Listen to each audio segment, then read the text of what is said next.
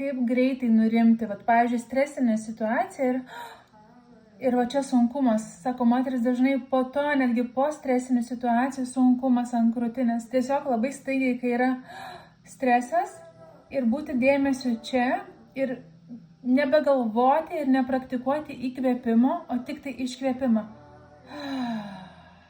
Įkvėpimas natūraliai įvyks, kai jūs pilnai iškvėpsite.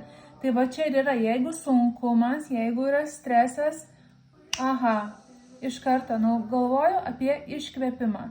Kiek trunka mano iškvėpimas? Ar galiu šiek tiek ilgiau iškvėpti? Kaip tai atrodo?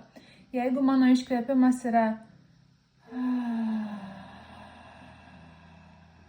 labai patogus per 4, tai aš iškvėpinėjau tada per 6.